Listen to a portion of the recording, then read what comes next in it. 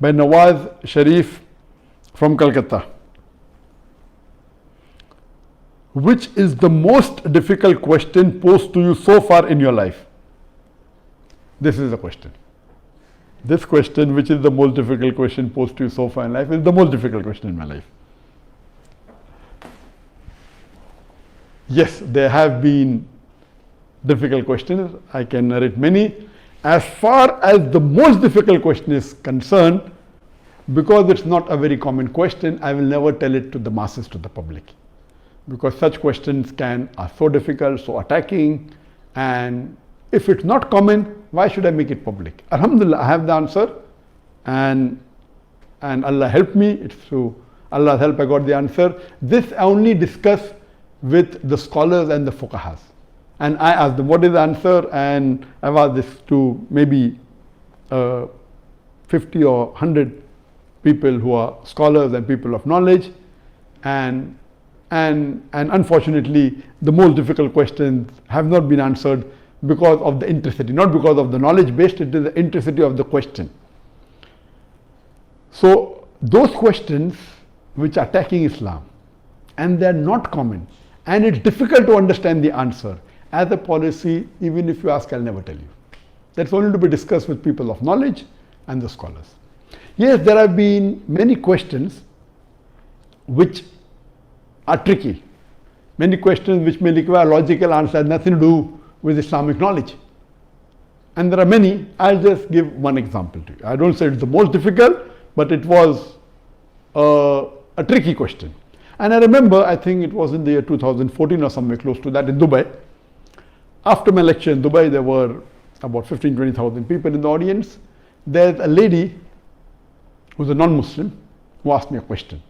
And she said, Dr. Zakir, you often give the example of why a Muslim lady should do hijab, and you ask the question that if two twin sisters who are equally beautiful, one of them is wearing the Islamic hijab, complete body covered, except the face and the hands up to the wrist, and the other twin sister, she is wearing the Western clothes with mini skirts and a low neck, and if both of them are walking down the streets of Dubai, and if there is a hooligan, if there is a ruffian who's waiting to tease a girl, which girl will he tease?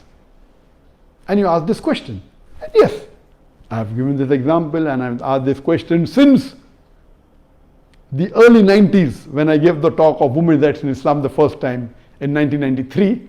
Since this time I'm asking a question. And I've asked this question in public forum that which girl will you tease? And always the answer has been, but natural, the girl wearing the Western clothes in mini skirt or low neck because she's attracting.